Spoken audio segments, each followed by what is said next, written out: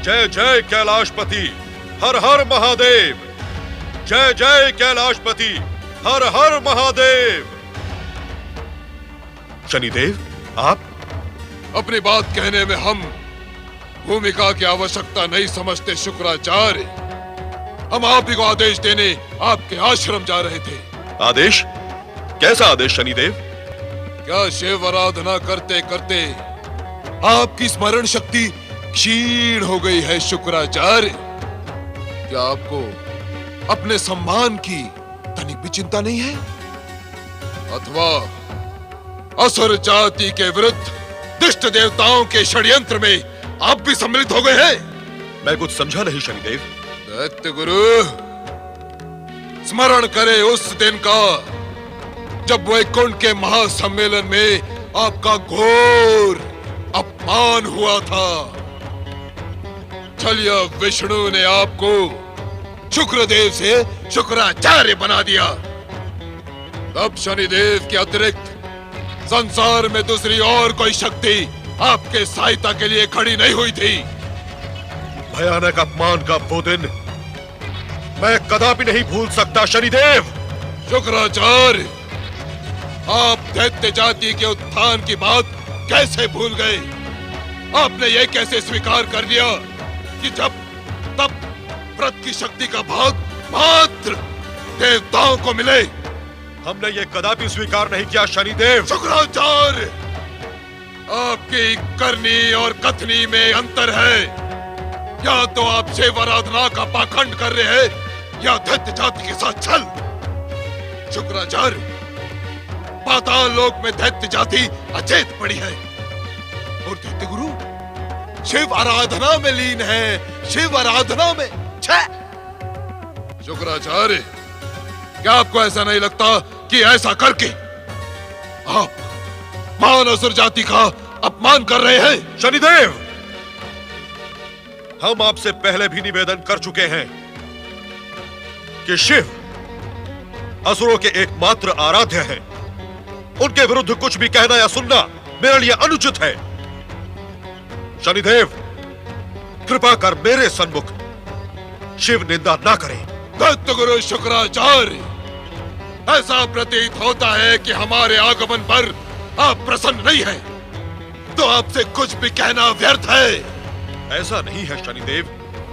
संसार की समस्त विध्वंसक शक्तियों के स्वामी शनिदेव के आगमन पर भला हम प्रसन्न नहीं होंगे,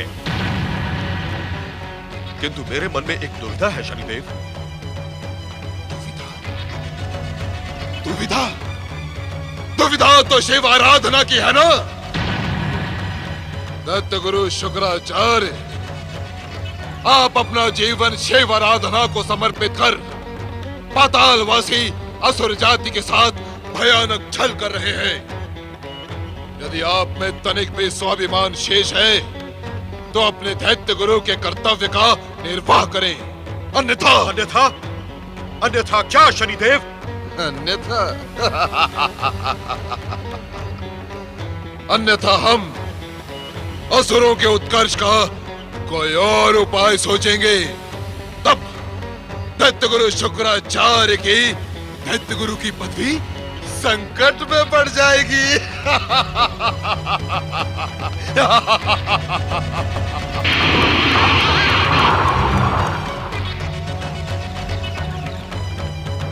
हे असुरों के आराध्य देवाधिदेव महादेव, दुविधा में पड़े मुझ शुक्राचार्य का मार्गदर्शन करें।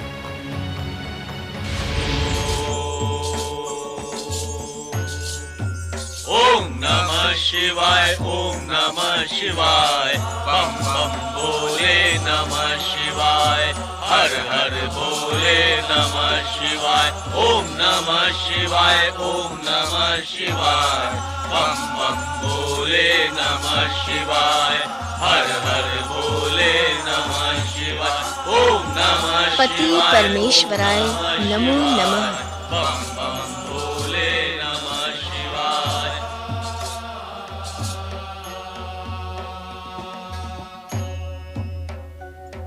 देवादिदेव महादेव एवं महादेवी पार्वती की, विश्वेश्वर शिव और विश्वेश्वरी शिवा की। देवी पार्वती, मन में उठ रहे विचारों को दबाना अनुचित है। विचार नहीं स्वामी, प्रश्न। प्रश्न? कैसा प्रश्न? समाधि अवस्था में महादेव शिव के श्रीमुख पर आनंद अपने संपूर्ण स्वरूप के साथ विचरण कर रहा था।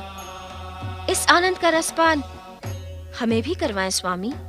देवी पार्वती, उस आनंद का कारण ज्ञात करने की इच्छुक नहीं है? कारण ज्ञात किए बिना उस आनंद का रसपान कैसे होगा स्वामी? तुम्हारी चतुराई प्रशंसनीय है देवी। तुम स्वयं शक्ति स्वरूपा हो। अपनी दिव्य दृष्टि का प्रयोग करके तुम भविष्य के हर पृष्ठ को पढ़ सकती हो। शक्ति स्वरूपा शिवा को जिस महाशक्ति से दिव्य दृष्टि की प्राप्ति हो, उनके सन्मुख अपनी दिव्य दृष्टि का प्रयोग करना सर्वथा अनुचित होगा। भक्ति के मार्ग में इसे अहंकार की उपमा दी जाएगी। देवी पार्वती, इस समय हमारे परम भक्त दैत्य गुरु शुक्राचार्य असुरों के उत्कर्ष का प्रश्न लेकर कैलाश पधारने वाले हैं। तो शुक्राचार्य के आगमन को लेकर आप इतने प्रसन्न हो रहे थे स्वामी?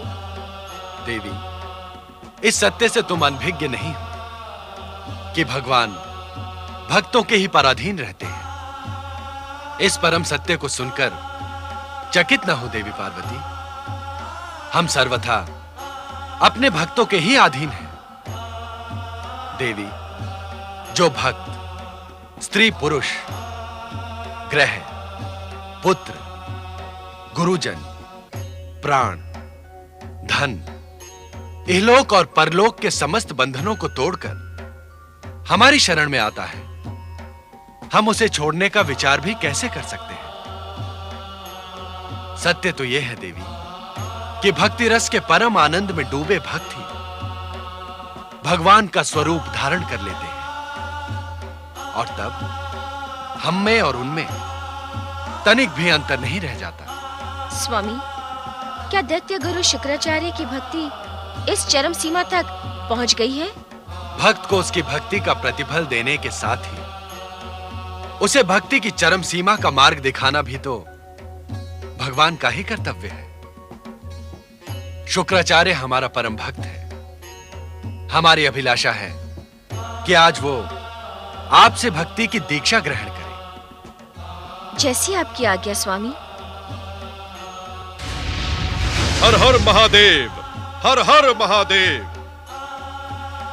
ओम नमः शिवाय, ओम नमः शिवाय। शुक्राचार्य, इस समय कैलाश पर आप ही की चर्चा चल रही थी।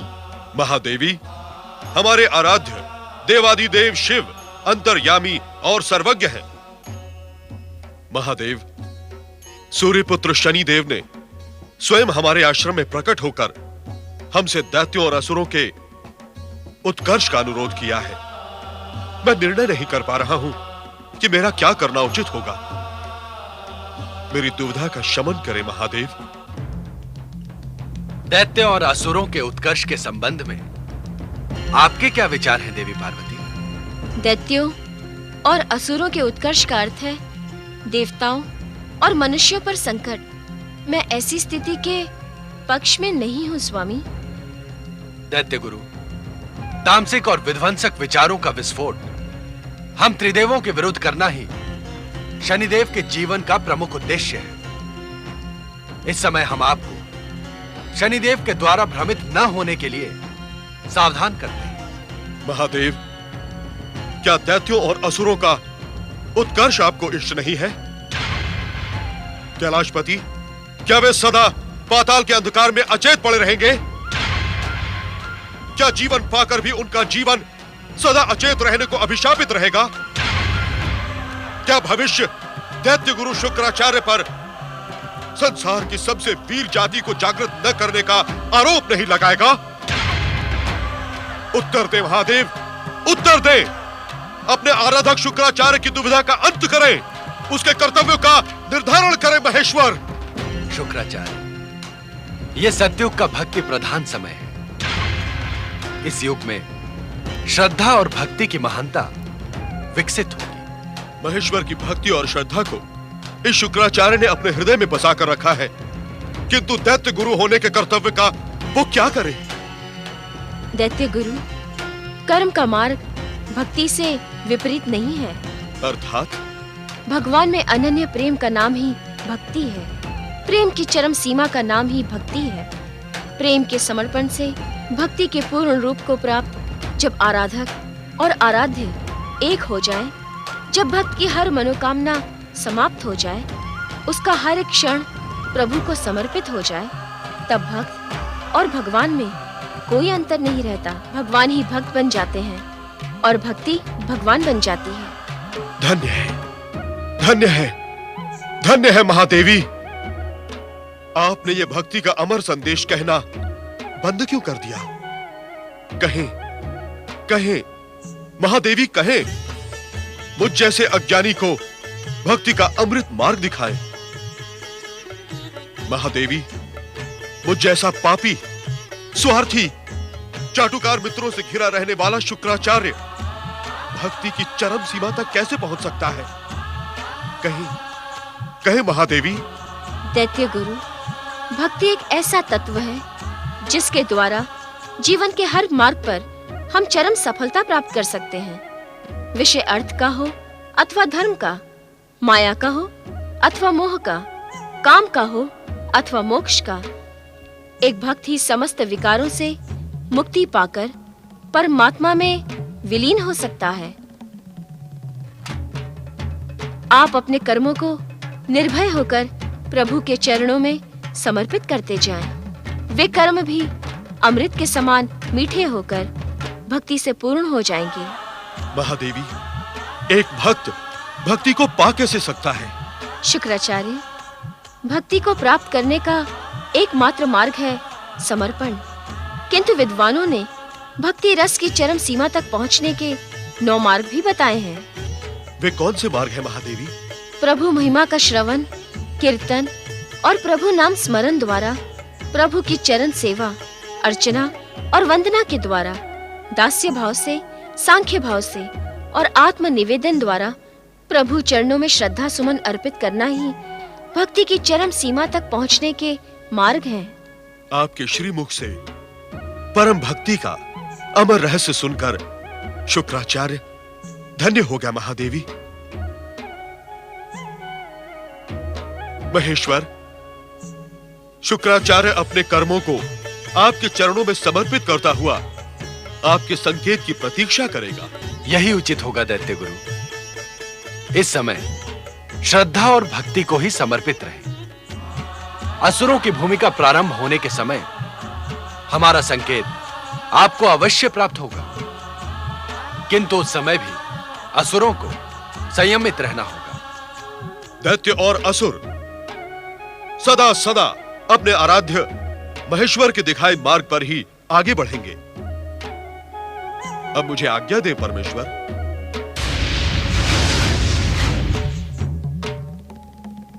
स्वामी, शुक्राचार्य ने दैत्यों एवं असुरों के संयमित रहने और आपके दिखाए मार्ग पर चलने का आश्वासन दिया है। क्या ये सत्य सिद्ध होगा? देवी, असुरों के भीतर की तामसिकता से आप अपरिचित नहीं हैं।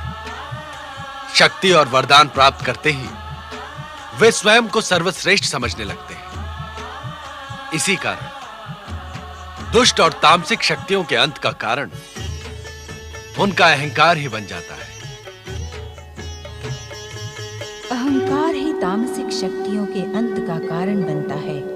महादेव का ये कथन पूर्ण सत्य है।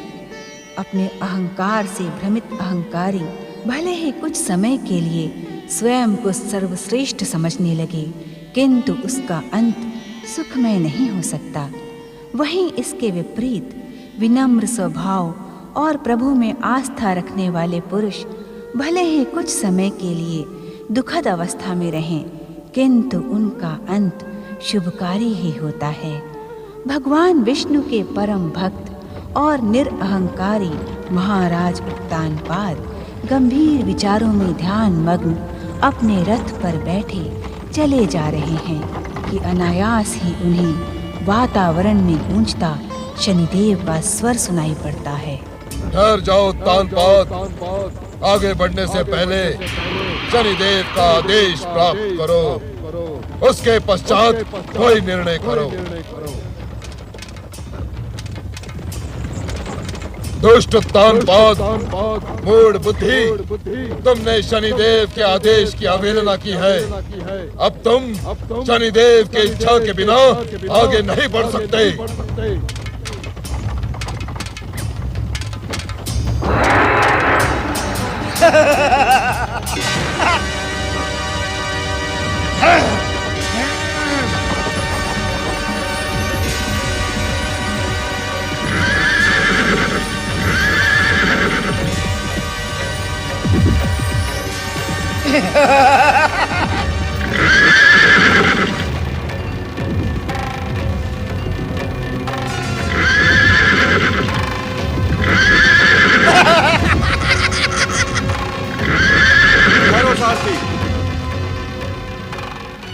शनिदेव,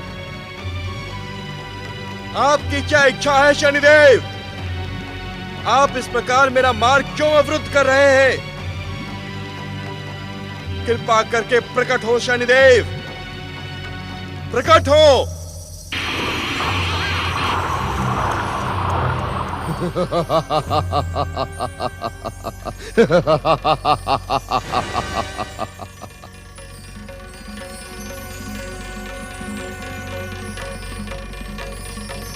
दुष्ट तानपाद, तेरे भाई प्रियव्रत ने हमारी उपेक्षा और हमें अपमानित करने का दुस्साहस किया था। तुम मनुवंशियों को अपनी विष्णु भक्ति पर अभिमान है ना, जबकि हमारा ब्रह्मा, विष्णु, महेश और अन्य देवताओं के साथ बैर इस संसार में किसी से छिपा नहीं। शनिदेव, आप परम शक्ति संपन्न हैं और स्वयं देवता है। इस प्रकार किसी का मार्ग अवरुद्ध करना आपको शोभा नहीं देता। मूढ़ बुद्धि, तू शनिदेव को चुनौती देने का दुस्साहस कर रहा है। क्या तुझे ज्ञात नहीं कि शनिदेव की कुदृष्टि का नाम सुनते ही इस संसार का हर एक प्राणी थर थर थर थर्राता है। शनिदेव के क्रोधी चरण पड़ते ही ये धरा भी डोलने लगती है। इसी कारण तो आपसे पूछ रहा हूं शनिदेव कि भ्राता प्रियव्रत की शत्रुता का प्रतिशोध आप मुझसे लेने को क्यों इच्छुक हैं? मेरी शत्रुता तुमसे नहीं है। तो इस प्रकार शत्रु भाव से मेरे मार्ग में अवरोध क्यों किया? क्योंकि मेरी शत्रुता तुम्हारी विष्णु भक्ति से है। जो व्यक्ति शनिदेव का जप, तप, व्रत, पूजा और आराधना नहीं करता, वो शनिदेव का शत्रु है। और शनिदेव अपने शत्रु को कदापि क्षमा नहीं करते। वे अपने विध्वंसक, भयानक और मारक कुदृष्टि से उसे क्षण भर में भस्म कर देते हैं। आपने अपनी विध्वंसक, विनाशक, भयानक और मारक कुदृष्टि का प्रयोग मेरे भ्राता प्रियव्रत पर क्यों नहीं किया? क्या भ्राता श्री की भक्ति की शक्ति के सन्मुख आपकी मारक शक्तियां छीड़ पड़ गई थी? दुष्ट, तू शनिदेव के क्रोध को जगाने का दुस्साहस कर रहा है। चल या विष्णु यदि आड़े ना आया होता तो प्रियव्रत इस संसार में जीवित ही न रहता। आप क्या सोचते हैं? इस प्रकार मेरा मार्ग अवरुद्ध करने और प्रताड़ित करने का दुस्साहस करने पर मेरे आराध्य जगदीश्वर भगवान विष्णु आपके आड़े नहीं आएंगे? जिस समय प्रियव्रत ने हमारी कुदृष्टि को चुनौती देने का दुस्साहस किया था, उस समय उसकी जन्म कुंडली में गुरु की दशा चल रही थी। इसी कारण वो छलिया विष्णु प्रियव्रत की रक्षा करने में सफल हो गया। किंतु अब तेरी जन्म कुंडली में हम शनिदेव शत्रु भाव में प्रवेश कर गए हैं। यदि तू शनिदेव की परीक्षा से बचने का इच्छुक है तो विष्णु भक्ति छोड़कर हमारी शरण में आ जा, हमारी आराधना कर। केवल शनिदेव तुझे इस धर्म संकट से मुक्ति दिला सकते हैं। अरे मूढ़, हम तेरा जीवन धन्य कर देंगे। हमारी कृपा से तेरा नाम और कीर्ति अनंत कालों तक अमर हो जाएगी। असंभव! मनु पुत्र तानपाद अपने आराध्य और श्री भगवान विष्णु की आराधना और आश्रय स्वप्न में भी नहीं छोड़ सकता। आप अपने मन से ये भ्रम निकाल दे। हर मनुवंशी के अंश अंश पर जगत पालक जगदीश्वर भगवान विष्णु का ही नाम लिखा है। मूढ़ बुद्धि, अब तो हमारे भयानक दृष्टि का विध्वंसक प्रहार झेलने के लिए प्रस्तुत हो जाओ। आप भ्रमित न हो शनिदेव। एक विष्णु भक्त किसी की विध्वंसक शक्ति से भयभीत नहीं हो सकता। दुष्ट, मैं अपने कुदृष्टि के संकेत पर क्षण मात्र में तेरे प्राण हर सकता हूँ, किंतु मैं तुझ जैसे विष्णु भक्त को इतनी सरल मृत्यु प्रदान नहीं करूंगा। मेरे क्रोध के कारण अब तेरा जीवन अभिशापित हो जाएगा। अब तुझे अपने सबसे प्रिय व्यक्ति का वियोग सहना होगा। अब तू उपेक्षा, अपमान के चक्रव्यूह में उलझ कर रह जाएगा।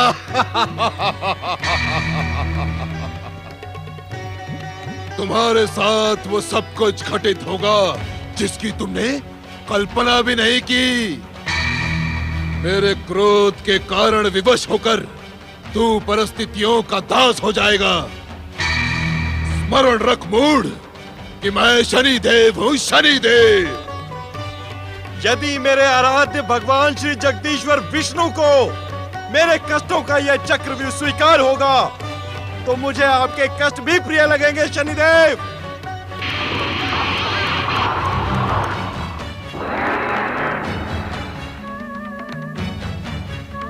हे जगत पालक जगदीश्वर, मुझे शक्ति प्रदान करें कि मैं शनिदेव की कुदृष्टि का दृढ़ता से सामना कर भगवत भक्ति की परंपरा का पालन कर सकूं।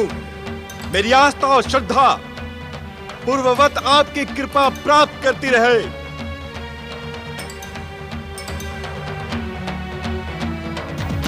चलो सारथी।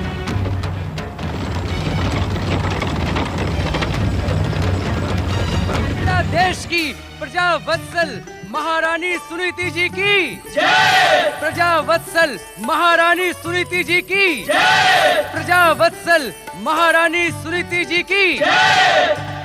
कंपिला के वरिष्ठ नागरिकों, जय जयकार करनी ही है तो जगत पालक जगदीश्वर भगवान श्री विष्णु की जय जयकार करो, जिनकी कृपा हम सब पर हर क्षण रहती है, जिनकी कृपा के हम सब ऋणी हैं। जगत पालक जगदीश्वर भगवान श्री हरि विष्णु की जय जय जय। आप सब अपना अपना स्थान ग्रहण करें।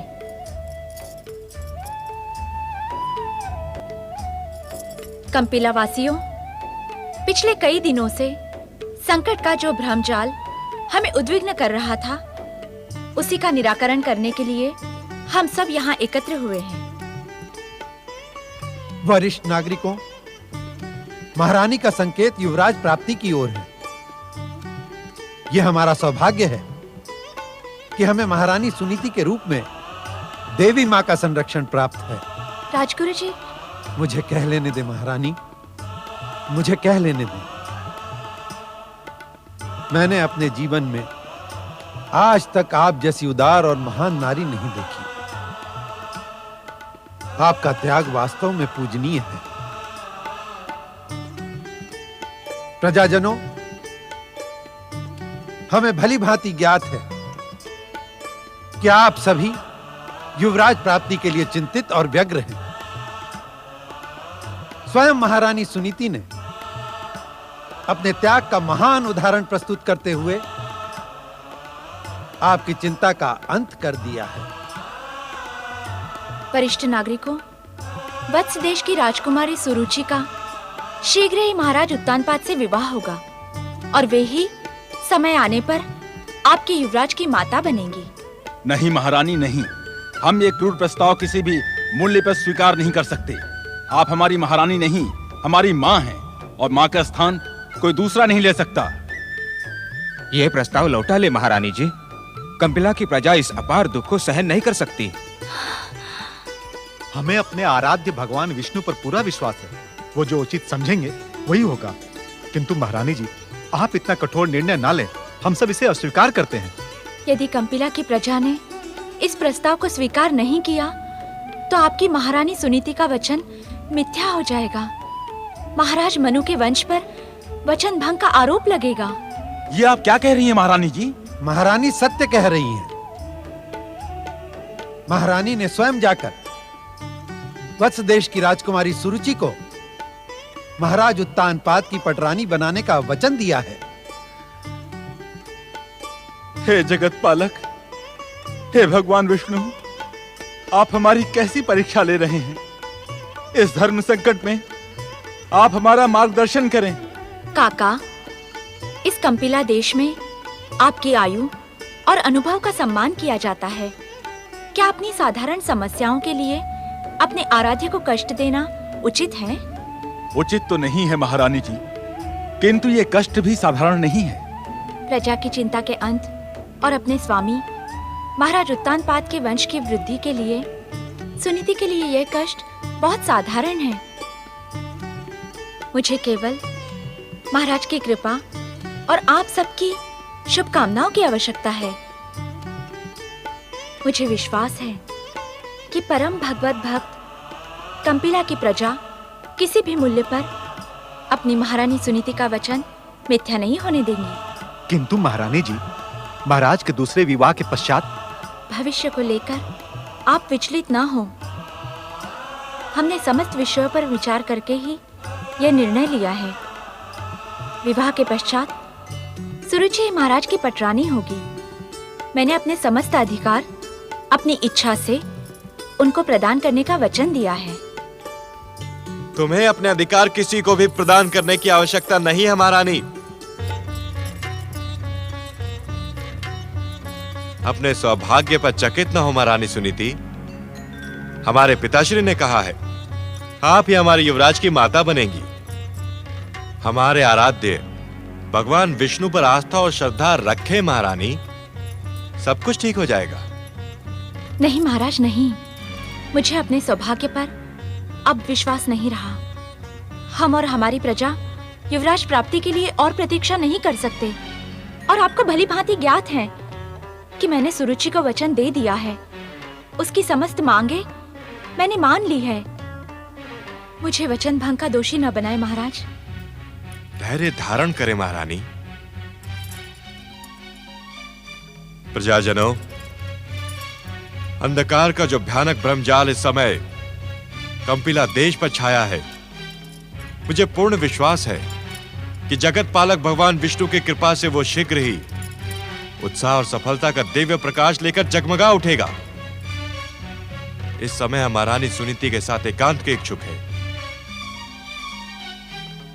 आप सब हमें क्षमा करें।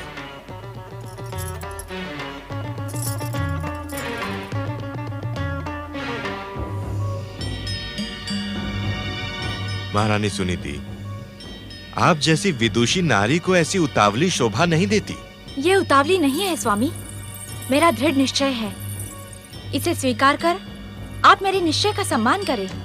महारानी सुनीति, भावनाओं में बहकर आप संकट को आमंत्रण दे रही हैं। अभी कुछ समय पूर्व ही शनिदेव ने स्वयं प्रकट होकर मुझे चेतावनी दी है। कैसी चेतावनी स्वामी? शनिदेव ने कहा है कि तुमसे तुम्हारे अत्यंत प्रिय व्यक्ति का विछोह होगा। तुम्हारे सन्मुख संकट का ऐसा भ्रमजाल उमड़ेगा जिसकी तुमने कल्पना भी नहीं की होगी। तुम उपेक्षा, अपमान और अवमानना के पात्र बनोगे। विवश होकर तुम परिस्थितियों के दास बन जाओगे। नहीं महाराज, ऐसा कुछ नहीं होगा। तुम्हारे ही भांति मुझे भी भगवान विष्णु की कृपा पर विश्वास है महारानी, किंतु क्या महाराज?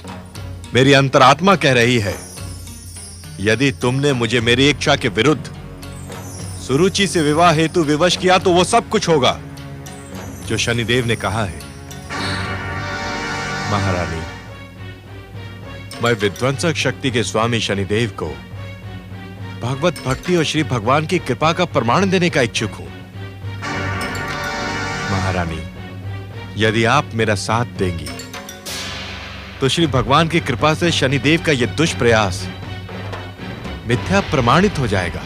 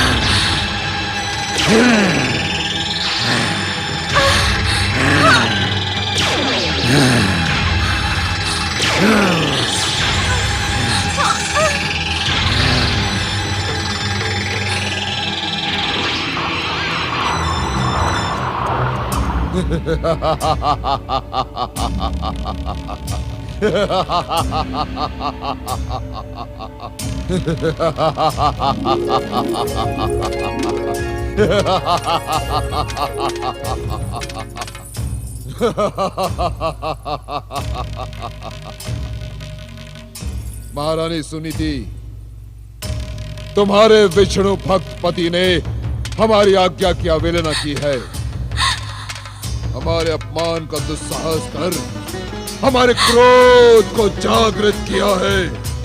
अब इस संसार की कोई भी शक्ति हमारे क्रोध से उसकी रक्षा नहीं कर सकती। तुम्हारा सौभाग्य संकट में पड़ गया है। नहीं शनिदेव नहीं, मुझ अभागन पर ऐसा अत्याचार ना करें। हे कर्मों के अनुसार भाग्य का लेख लिखने वाले शनिदेव, मुझे अभागन पर दया करे, मेरे स्वामी को क्षमा करे। सुनीति, तुम्हारा बुद्धिहीन स्वामी उत्तान बात नहीं जानता कि इस संसार की विध्वंसक, भयानक, भयंकर और मारक शक्तियों के स्वामी हम शनिदेव उसके जन्म कुंडली के शत्रु भाव में प्रवेश कर गए हैं और शनिदेव अपने शत्रुओं को कदापि क्षमा नहीं करते। नहीं शनिदेव नहीं, मेरे स्वामी को क्षमा करे। यदि तू दुष्ट तानपाद की हमारे भयानक क्रोध से रक्षा करने की इच्छुक है तो वत्स देश की राजकुमारी सुरुचि को दिए वचन का पालन कर, अन्यथा इस क्षण के पश्चात एक भी परिणाम तुम मनुवंशियों के हित में शुभ न होगा। हमारी कुदृष्टि की काली छाया तुम्हारे परिवार के सुख समृद्धि को नष्ट भ्रष्ट कर देगी।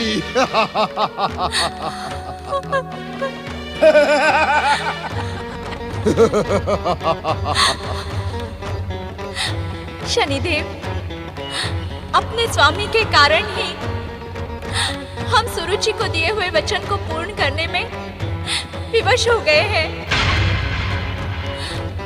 मेरे ससुर मनु महाराज ने मुझे पुत्रवती होने का आशीर्वाद दिया है। दुष्टा, क्या तू हमारे शक्तियों से अपरिचित है जो तू उस पाखंडी विष्णु भक्त मनु का नाम हमारे सम्मुख लेने का दुस्साहस कर रही है? क्या तुझे ज्ञात नहीं कि हमारी कुदृष्टि का संकेत एक क्षण में इस संसार का सर्वनाश कर सकता है। शनिदेव, मैं आपकी शक्तियों से भली भांति परिचित हूँ, किंतु निर्णय नहीं कर पा रही कि अपनी दुविधा का अंत कैसे करूं। शनिदेव की आज्ञा का पालन ही तेरी हर दुविधा का अंत है। तू अपने पति को विवश कर दे कि वो तेरे वचन की रक्षा के लिए सुरुचि से विवाह कर ले, अन्यथा भयानक संकटों का सामना करने के लिए प्रस्तुत हो जा और देख कि शनिदेव के क्रोध का प्रभाव कितना भयानक और कितना विनाशक है।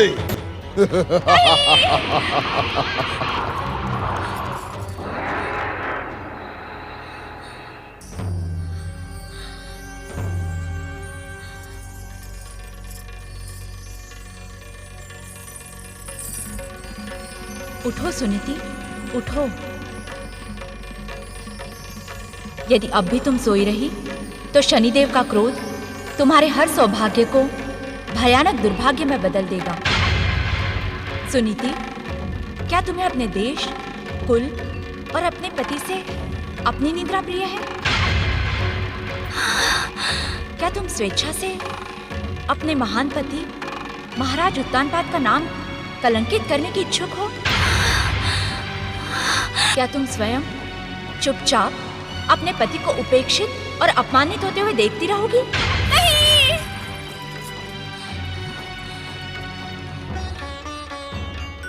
तुम ये क्या कह रही हो?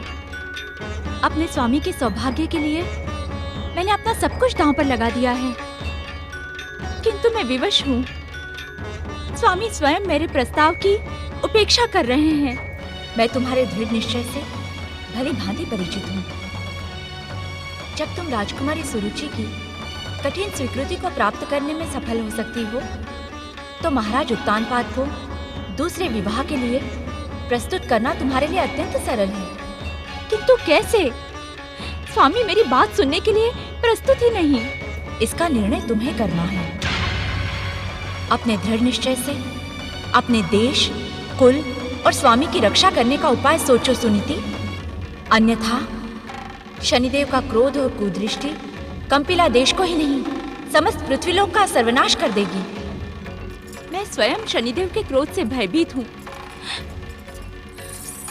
मुझे ज्ञात है शनिदेव कदापि अपने शत्रु को क्षमा नहीं करते। उनके प्रतिशोध का विस्फोट कदापि थमता नहीं। किंतु मैं अपने स्वामी का क्या करूं?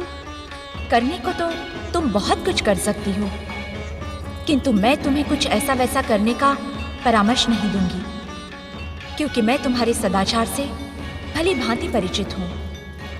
महारानी सुनीति, अपने विवेक से निर्णय करो कि ऐसी विषम परिस्थिति में तुम्हें क्या करना है। सोचो सुनीति, सोचो, सोचो।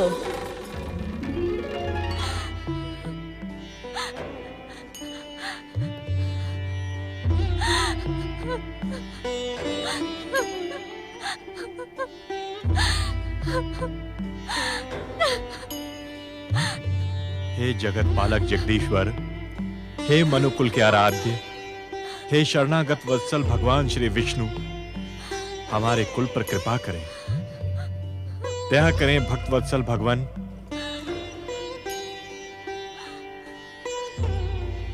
आपको क्या हुआ था महारानी? स्वामी,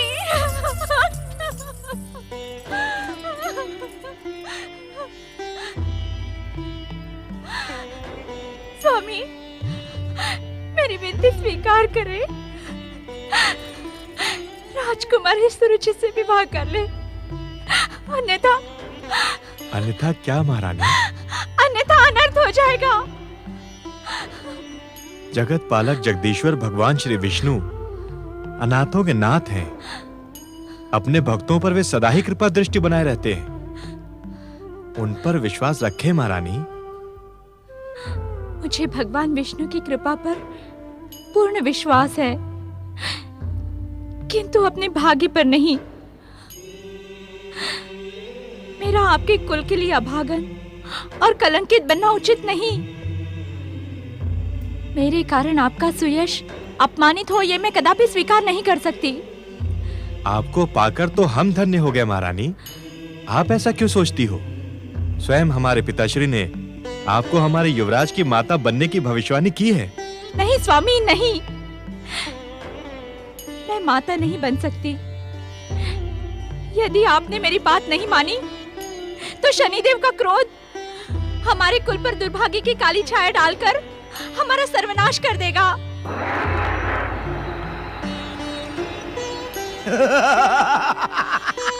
महारानी, शनिदेव ने हमारे अग्रज भैया प्रियव्रत को भी अनेक प्रकार से आतंकित करने का दुस्साहस किया था, किंतु प्रभु कृपा के कारण ही वे शनि बाधा को नष्ट करने में सफल हुए।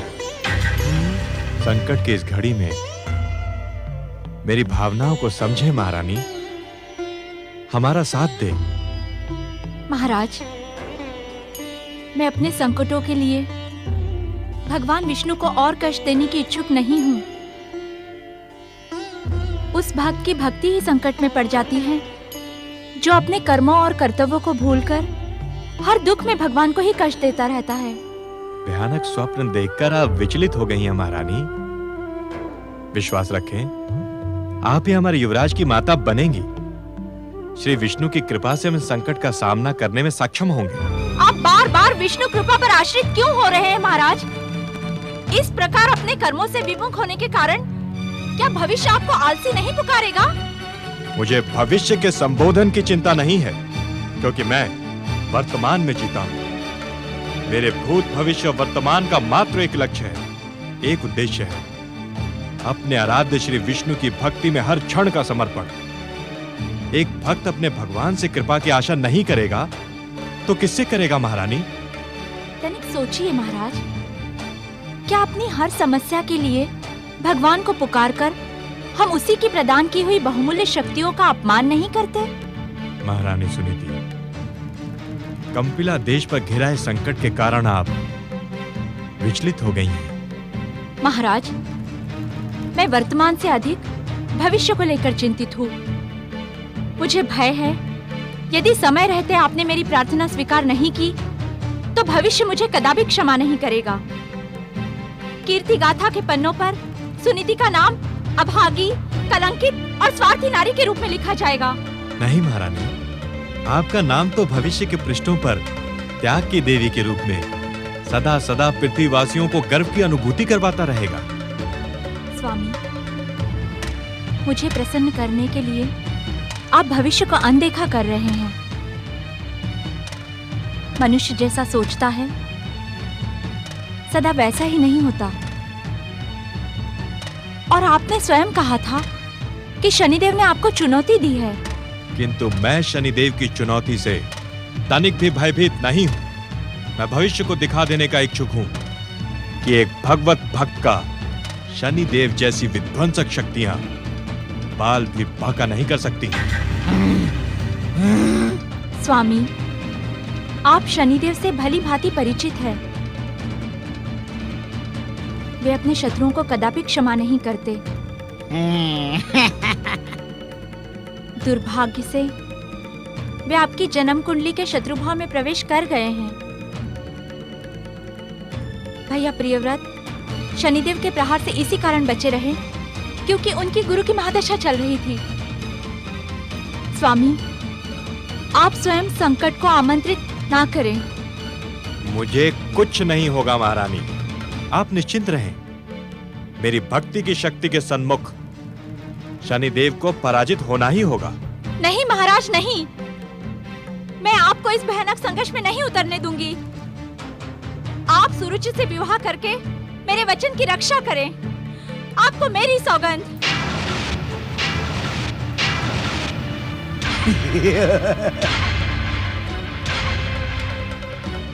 सौगंध ना दे महारानी, सौगंध ना दे। कंपिला के भविष्य और सुनीति के सौभाग्य के लिए सौगंध तो अब दे दी गई है महाराज। या तो आप मेरी सौगंध को खंडित कर दें या मेरे वचन की रक्षा करें।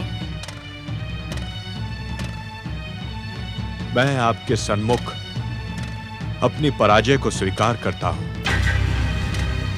मैं आपकी इच्छा और वचन की रक्षा के लिए वत्स देश की राजकुमारी सुरुचि से विवाह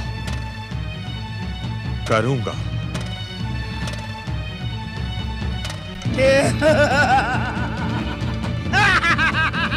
जय शनिदेव। कुछ भी कहने की आवश्यकता नहीं है ढैया। हमें भली भांति ज्ञात है कि हमारे आदेश की उपेक्षा करने का साहस विष्णु भक्तों में भी तो क्या, स्वयं उस छलिया विष्णु में भी नहीं है। आप सत्य कह रहे हैं शनिदेव। यदि उस छलिया विष्णु में साहस होता तो वो वैकुंठ में आयोजित महासम्मेलन में आपकी निर्भीक घोषणा का अवश्य विरोध करता।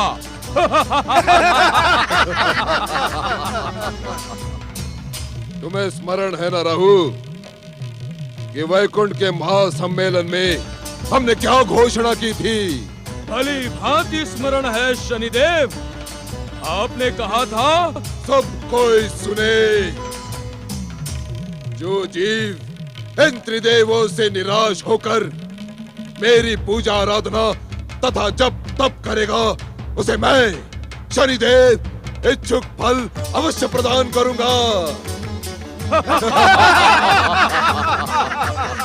आप सत्य कह रहे हैं शनिदेव। महासम्मेलन में विष्णु सहित समस्त दुष्ट देवताओं के अहंकार को आपने खंडित कर दिया।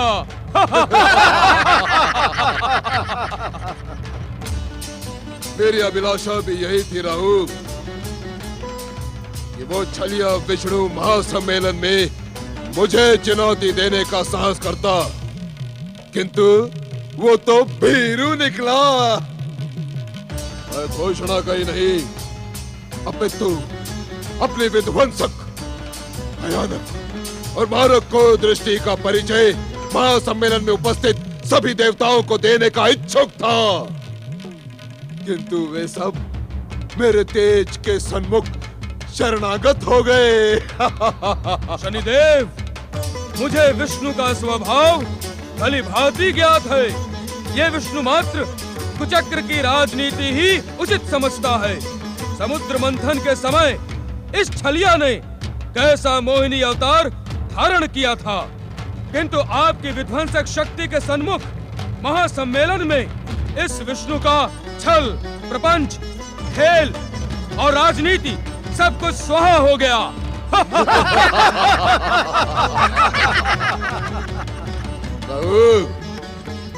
क्या तुम्हें ज्ञात नहीं कि संसार का समस्त भाव द्वेष, छल, कपट, नीति, अनीति, कुनीति, दृष्टि, कुदृष्टि, ईर्ष्या, अभिमान, अहंकार मुझ में ही तो आश्रय पाते हैं। और इतना ही नहीं, उस छलिया विष्णु का छल भी मेरे कृपा के कारण जीवित है, शनिदेव की कृपा के कारण। मैं आपकी विध्वंसक शक्तियों से अपरिचित नहीं हूँ शनिदेव। इसी कारण तो सूर्य और चंद्रमा जैसे तेजस्वी ग्रहों के तेज को बार बार खंडित करने वाला ये परम शक्तिशाली दैत्य सेनापति राहु आपका दास हो गया। आज आपकी विध्वंसक शक्ति के सन्मुख उस हरि भक्त उत्तान पात को विवश होते देख मैं अति प्रसन्न हूँ।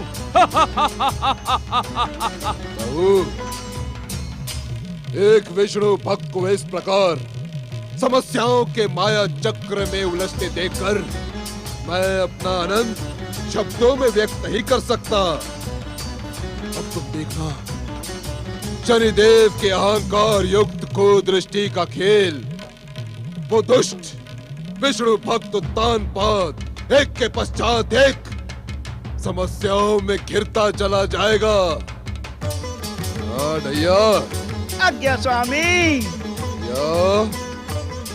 मैं तुम्हारी स्वामी निष्ठा से प्रसन्न हूँ। तुम्हारे कारण मैं इस साढ़े साथी को क्षमा करता हूँ। वत्स देश की राजकुमारी सुरुचि से दुष्ट उत्तानपाद का दूसरा विवाह उसके सर्वनाश का संकेत लेकर आएगा।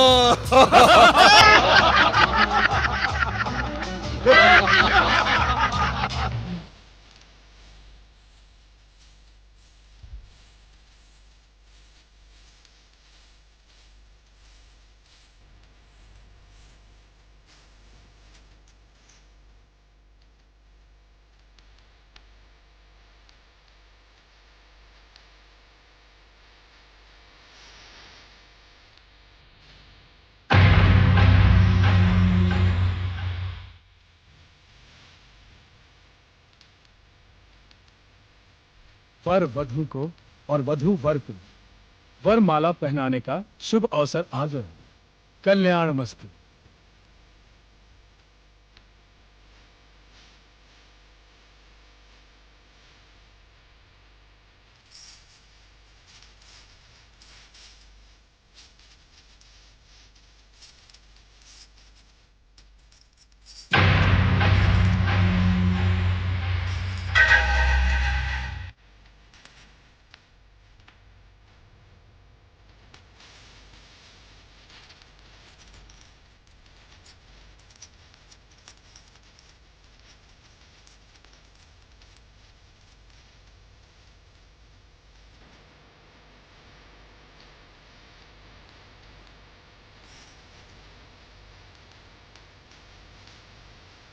हाथ लाइए।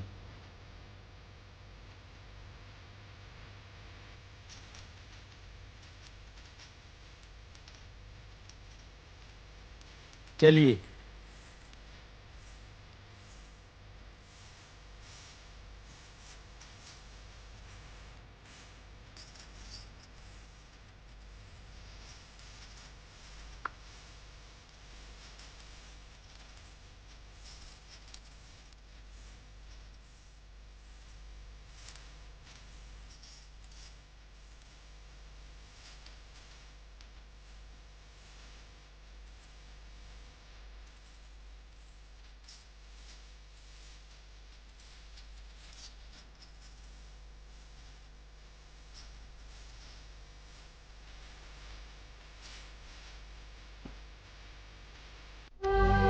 जप तप व्रत।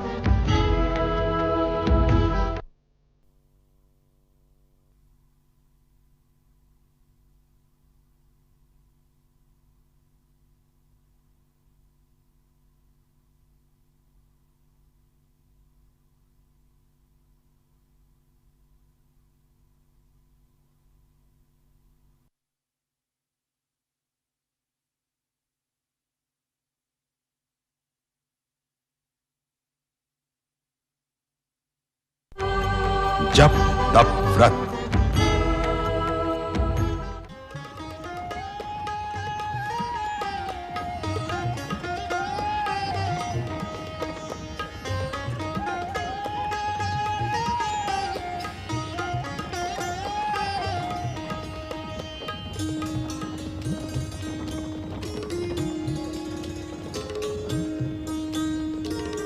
देवी सुरुचि सत्य कह रही है स्वामी। आप अपने भविष्य की चिंता छोड़ दे।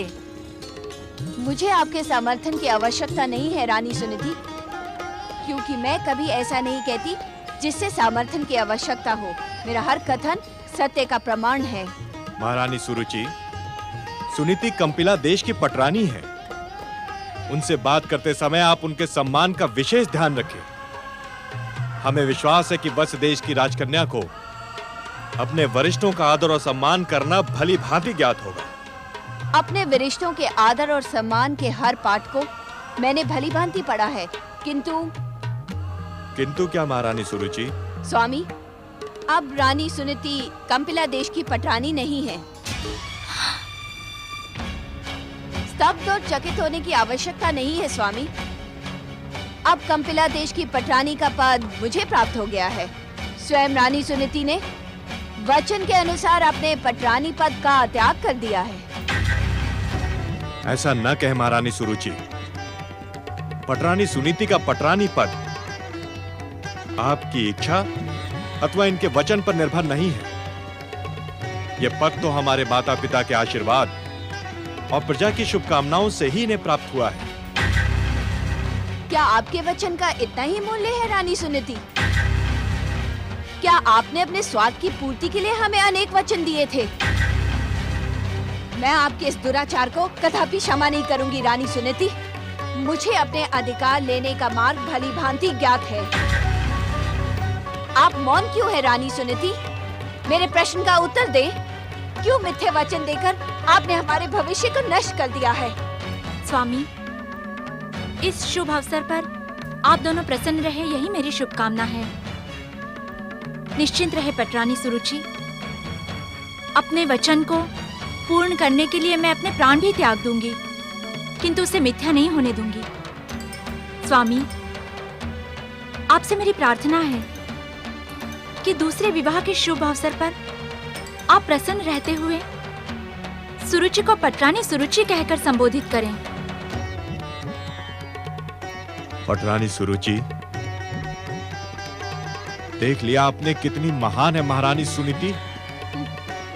आप इस प्रकार भी तो कह सकते हैं कि वत्स देश की राजकुमारी और कंपिला की पटरानी सुरुचि को अपना अधिकार कैसे लेना है, ये सिखाने की आवश्यकता नहीं है। सुरुचि! सुरुचि नहीं, पटरानी सुरुचि कहिए। तुम अपनी मर्यादा को लांघने का दुस्साहस कर रही हो।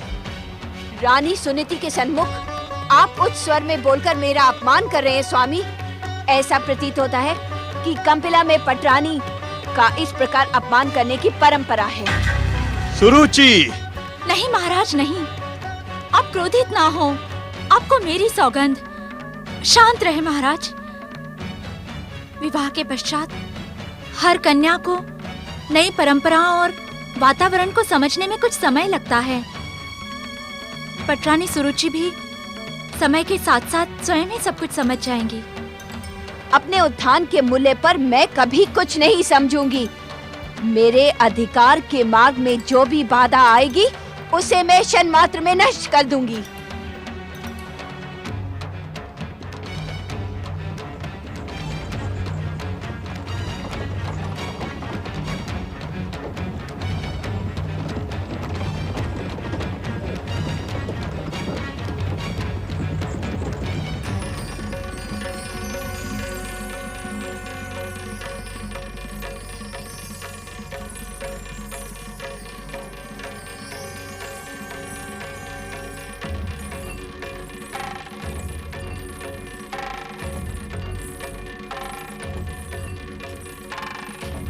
इस बीहड़ वन प्रदेश की इस जीर्ण शीर्ण कुटिया में आप मुझे क्यों ले आए महाराज? ये राजमहल के स्थान पर सर्वप्रथम इस कुटिया में प्रवेश करना, क्या ये भी कंपिला की परंपरा है? पटरानी सुरुचि, यहाँ हमारे पूज्य पिताश्री पृथ्वी के प्रथम पुरुष मनु महाराज और माता शत्रुपा निवास करते हैं। इस विवाह के पश्चात हमें सर्वप्रथम इनका आशीर्वाद लेना होगा। क्या आपने अपने वृद्ध माता पिता को कंपिला के राज्य से निकाल दिया है? क्या वृद्ध माता पिता को कंपिला में साथ रखने की परंपरा नहीं है? सृष्टि के प्रथम पुरुष महाराज मनु और देवी शत्रुपा अर्थात हमारे पूजनीय सास और ससुर ने हमारे विवाह के पश्चात वानप्रस्थ आश्रम को स्वीकार कर लिया था। वे स्वेच्छा से वानप्रस्थ को स्वीकार कर मानव के भविष्य को प्रेरणा देने के इच्छुक है। इस जीवन से किसी को प्रेरणा मिलेगी, मुझे विश्वास नहीं होता। मातृदेवो भव, पितृदेवो भव, आयुष्मान भाग्यवती भव, सौभाग्यवती। माताश्री, पिताश्री, ये वत्स देश की राजकुमारी और अब आपके महान पुत्र महाराज उत्तानपाद की पत्नी सुरुचि है। सुरुचि, प्रणाम करो।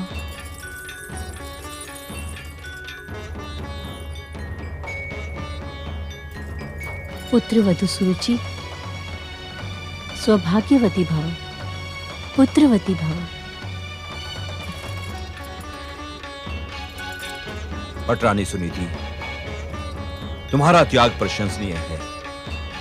संसार की कोई भी नारी तुमसे त्याग की शिक्षा और आदर्श ग्रहण कर सकती है, परंतु प्रजा की इच्छा का सम्मान करने के लिए तुम्हें इतना उतावलापन दिखाना आवश्यक नहीं था। हमें पूर्ण विश्वास है कि हमारे इष्ट देव जगदीश्वर भगवान विष्णु की कृपा से तुम शीघ्र ही एक महान पुत्र की माता बनोगी और वही युवराज पद पर प्रतिष्ठित भी होगा। क्या आप मेरा अपमान कराने के लिए यहाँ लाए थे? यदि सुनीति को ही होने वाले युवराज की माता बनना है तो उसने ये भांति भांति के षड्यंत्र रचकर आपका विवाह मुझसे क्यों करवाया?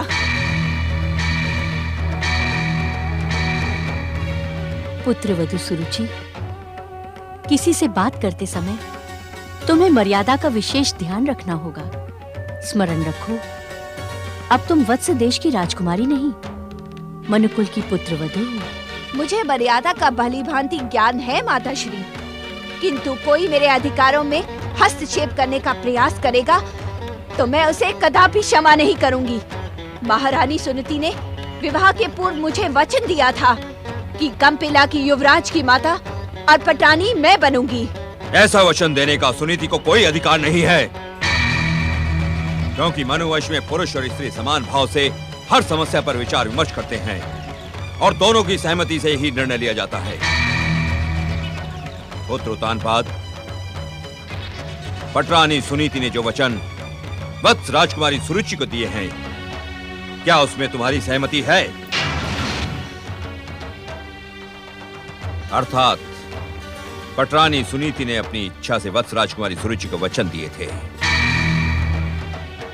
मनुवंश में इस प्रकार के निर्णय का तनिक भी महत्व नहीं। हमें तो वही निर्णय स्वीकार है जो पुरुष स्त्री ने समान भाव से पूर्ण सहमति से लिए हो।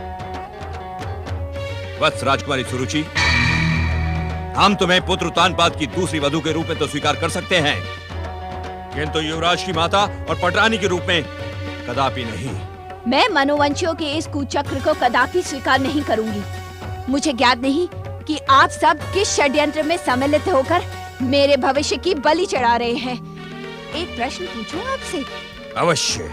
जिस व्यक्ति ने स्वेच्छा से राजपाट त्याग कर संसार को प्रेरणा देने के लिए वानप्रस्थ आश्रम स्वीकार किया है, क्या उसका इस प्रकार गृहस्थ आश्रम की समस्याओं में हस्तक्षेप करना उचित है?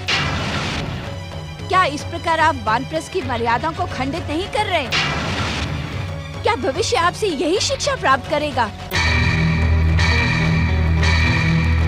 पटरानी सुरुचि, अपनी घृष्टता और दुष्टता पर नियंत्रण रखो। पुत्र उत्तानपाद, मुझे तुमसे ऐसे व्यवहार की अपेक्षा नहीं थी। मनुकुल में जन्म देने वाली मां स्वरूपा नारी का स्थान भगवान से भी ऊंचा माना जाता है। तुम इस समय सुरुचि का नहीं, हमारा अपमान कर रहे हो। वो तुम्हारी धर्मपत्नी है। यदि तुम स्वयं उसका आदर नहीं करोगे तो वो तुम्हारा सम्मान कैसे करेगी? पिताश्री, महाराज उत्तानपाद के शुभ विवाह के अवसर पर आप इन्हें अपना शुभाशीष दे। मुझे विश्वास है कि पटरानी सुरुचि कंपिला की परंपराओं से परिचित हो जाएंगी। मैं आपको मिथ्या आश्वासन देकर भ्रमित नहीं करूंगी, क्योंकि वत्स देश में किसी को प्रसन्न करने के लिए छल और प्रपंच का सहारा नहीं लिया जाता। जिन परंपराओं के संस्कार जन्म से ही मेरे माता पिता ने मुझे प्रदान किए हैं, मैं कदापि उनका त्याग नहीं करूंगी। पुत्रवधू सुरुचि, मैं तुम्हारे भावनाओं को समझती हूँ। मुझे पूर्ण विश्वास है कि मेरा पुत्र अपनी पत्नी सुरुचि को दिए हुए हर वचन का पालन करेगा। यदि सुनीति ने तुम्हें पटरानी और युवराज की माता बनाने का वचन दिया है तो हर मूल्य पर पूर्ण होगा। ये आप क्या कह रही है देवी शत्रुपा? अनुचित नहीं कह रही हूँ स्वामी। पत्नी यदि परिस्थितियों से विवश होकर कोई निर्णय कर ले तो क्या पति को उसका सम्मान करना उचित नहीं? मुझे भली भांति स्मरण है, आपके प्रख्यात ग्रंथ मनुस्मृति में पति पत्नी के संबंधों की व्यापक व्याख्या करते हुए आपने स्वयं लिखा है, पति पत्नी को एक दूसरे का सम्मान और निर्णय का आदर करना आवश्यक है। देवी शत्रुपा, आदर तो हर निर्णय का करना आवश्यक है, परंतु जिसके पक्ष में निर्णय लिया जा रहा है उसकी योग्यता का मूल्यांकन भी तो करना होगा। वत्स देश में मेरी योग्यता पर किसी को संदेह नहीं और आप भी मेरी योग्यता पर प्रश्न चिन्ह लगाने का कार्य ना करें। पुत्र तानपाद, अपनी इस नई पटरानी को प्रसन्न करने के लिए तुम्हें क्या क्या करना पड़ेगा ये तो मुझे ज्ञात नहीं। कृपया करके इसे राजमहल ले जाओ, इसके घर को संतुष्ट करो। किसी भी प्रकार हमारे आदर्श कुल की सुख शांति नष्ट न होने दो पुत्र, उसे नष्ट न होने दो। और यदि तुमने बुद्धि और विवेक से काम ना लिया तो तुम उपहास के पात्र भी बन जाओगे।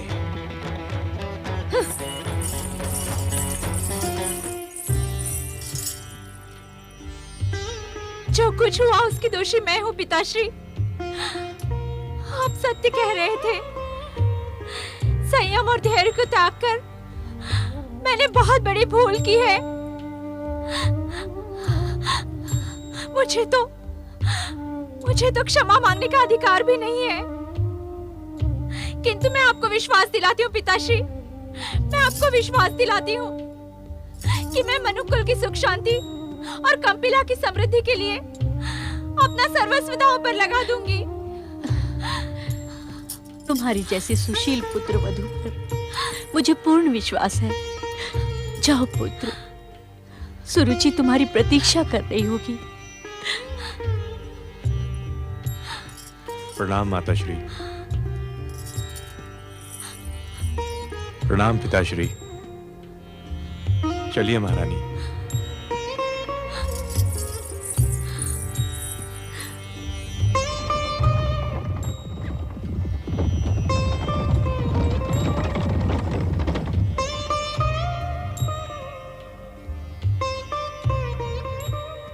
देवी शत्रुपा, ऐसा प्रतीत होता है कि हमारे कुल को किसी शत्रु की कुदृष्टि लग गई हो।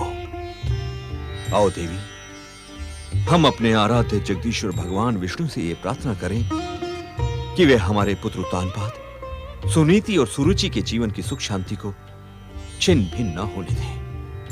आओ देवी।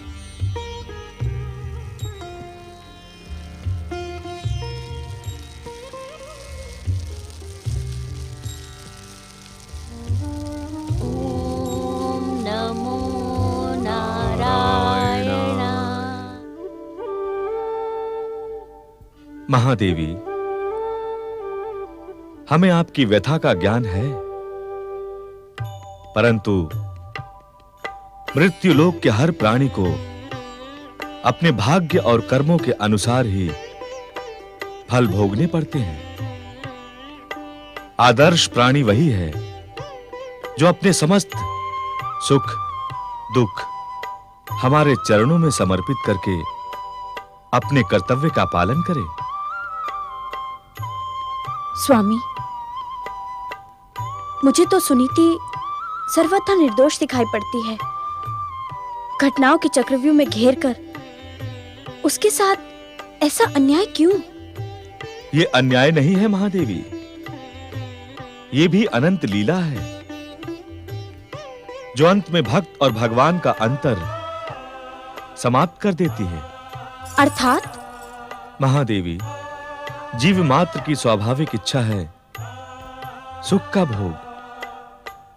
सुख और आनंद की प्राप्ति के लिए जीव अपना दुर्लभ जीवन नष्ट कर देता है और वो वास्तविक सुख और सच्चे आनंद का स्वाद नहीं चख पाता।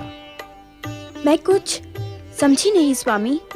महादेवी लक्ष्मी, वास्तविक सुख और सच्चा आनंद जीव के लिए असंभव नहीं, कठिन अवश्य है।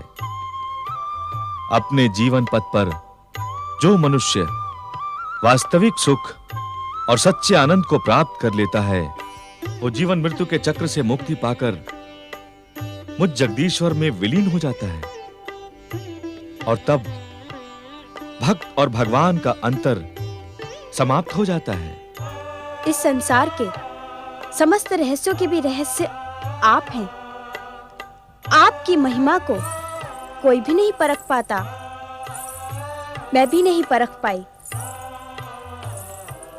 तनिक सरल शब्दों में स्पष्ट करें कि जीव वास्तविक सुख और सच्चा आनंद कैसे प्राप्त कर सकता है स्वामी? महादेवी, वास्तविक सुख और सच्चे आनंद की खोज में जीव को अपने भीतर की यात्रा करनी पड़ती है।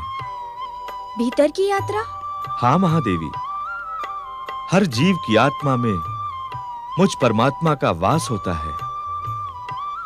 भीतर की यात्रा में जीव के सम्मुख उसके विकार, माया, मोह, मद, लोभ, अहंकार और दुष्कर्म बाधा बनकर खड़े हो जाते हैं।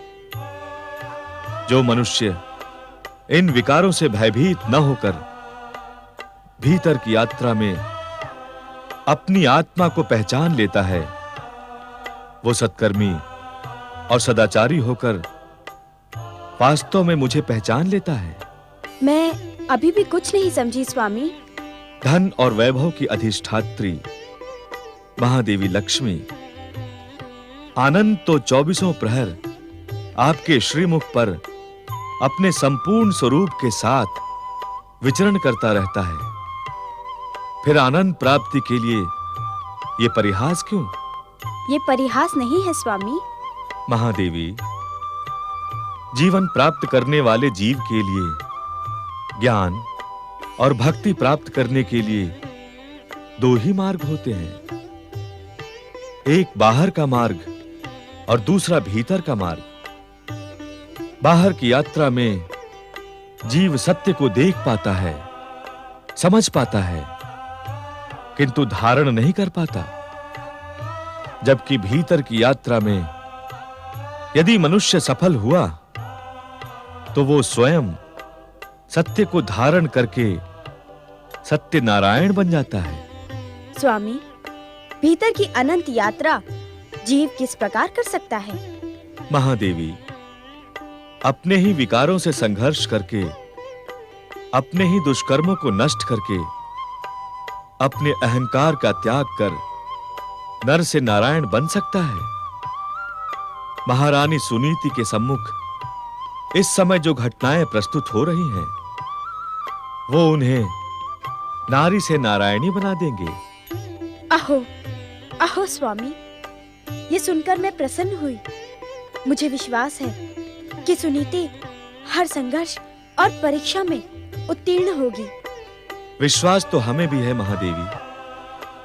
इसी कारण सुनीति के भविष्य को लेकर इस समय आप भावुक तथा चिंतित न हो। उसे अपने संघर्ष और परीक्षाओं में अपनी बुद्धि, विवेक और हम पर आस्था का प्रमाण प्रस्तुत करने दें। स्वामी, हर भक्त के जीवन में ऐसी कठोर परीक्षाएं क्यों? महादेवी, परीक्षाओं की सफलता ही तो एक भक्त की भक्ति का प्रमाण प्रस्तुत करती है। यदि भक्त की भक्ति पाखंड हुई तो वो परीक्षाओं के सन्मुख विवश होकर परिस्थितियों का दास बन जाता है, और यदि भक्ति सच्ची हुई तो वो नर से नारायण और नारी से नारायणी बन जाता है। दूसरी ओर नारद आकाश में प्रकट होते हैं। नारायण नारायण नारायण नारायण। शनिदेव, क्या मेरे भविष्य पर आपातकाल प्रारंभ हो गया है? आप तीनों ने मेरे वैकुंठ के मार्ग को क्यों अवरुद्ध कर दिया?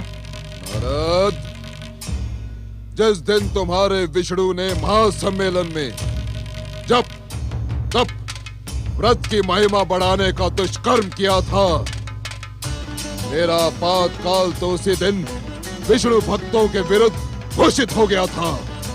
नारायण नारायण।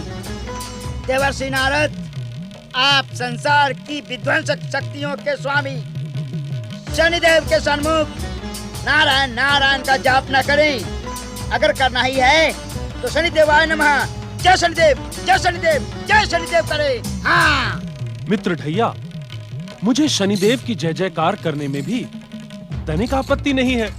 अर्थात? मित्र, अर्थात का अर्थ आप नहीं सुने तो उचित होगा। नारायण नारायण। हम तुम्हारे दुष्ट स्वभाव से भली भांति परिचित हैं नारद। तुम कई अर्थों वाली भाषा बोलने के लिए संसार में प्रसिद्ध हो, किंतु हम भी शनिदेव के अनुचर ढैया हैं। हर बात के अर्थ को भली भांति समझ लेते हैं। अब तुमने सुनने की हट ठान ही ली है तो सुन लो। जिस व्यक्ति में सत्य की निष्ठा और सदाचार का प्रमाण होगा उसे नारद नर नहीं नारायण मानकर सहर्षि उसकी जय जयकार करेगा। यदि तुम्हारे स्वामी में सत्य और सदाचार जैसे तत्व हो तो देखकर मुझे बता दो। नारायण नारायण, मैं उनकी भी जय जयकार करूंगा।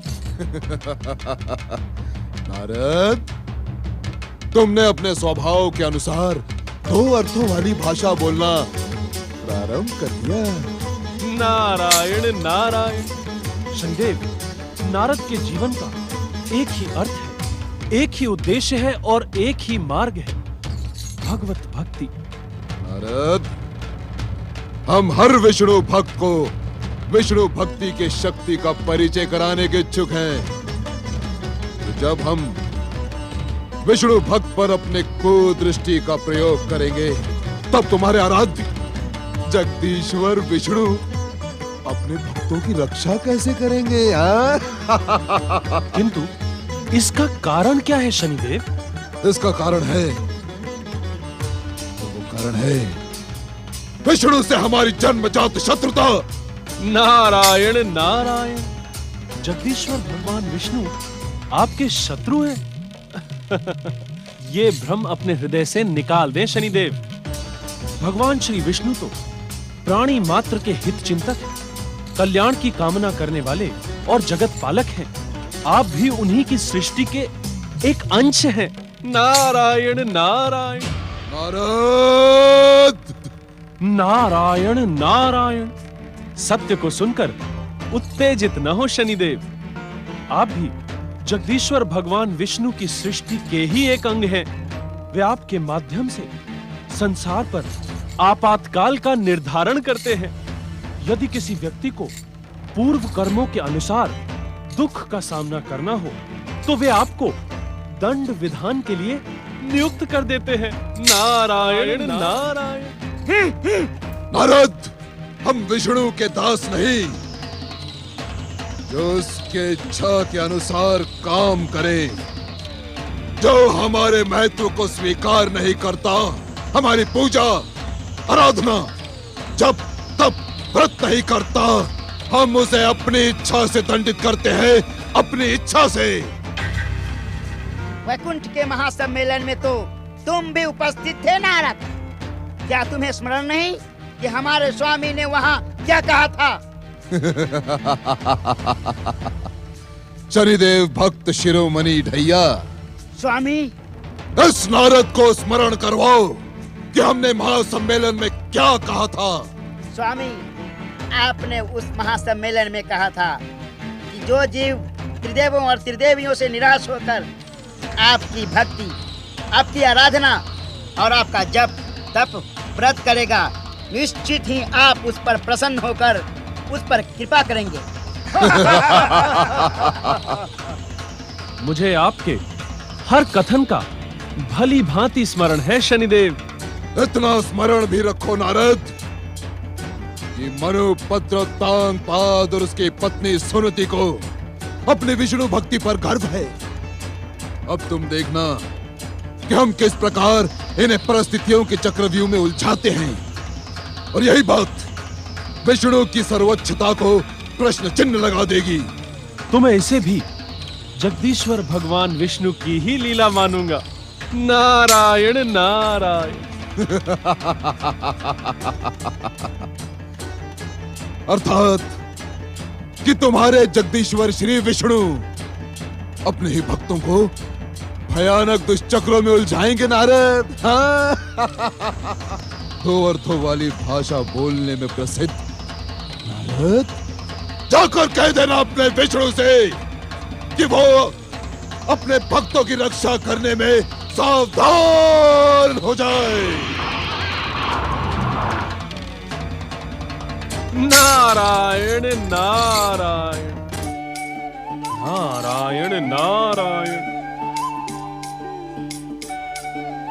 हे गृहपति सूर्यदेव, हे जप तप व्रत में आस्था रखने वाले ग्रहों, मैं आप सबका आवाहन करता हूं। इस समय संसार के सम्मुख विध्वंसक शक्तियों का संगठन विनाश की भूमिका रच रहा है। आप सब पधारे, शीघ्र पधारे। जपा कुसुम संकाशम काश्यपेयं महद्युतिं तमोरिं सर्वपापघ्नं प्रणतोस्मि दिवाकरम्। गृहपति सूर्यदेव,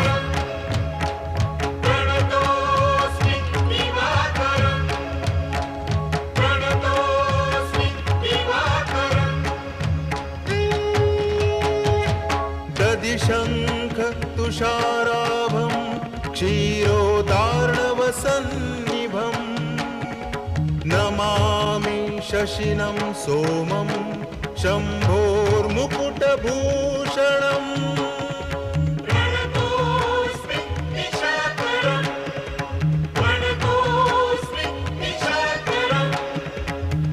चंद्रदेव, धरणी गर्भसम्भूतं विद्युत्कान्ति समप्रभं कुमारं शक्तिहस्तं तं मङ्गलं प्रणमाम्यहम्। मंगल देव,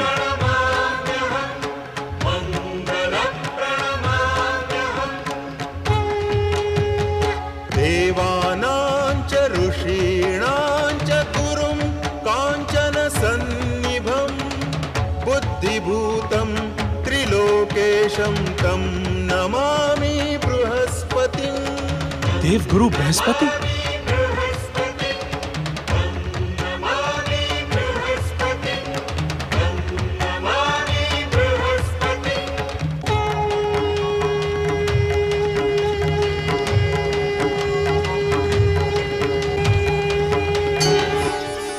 प्रणाम देवर्षि।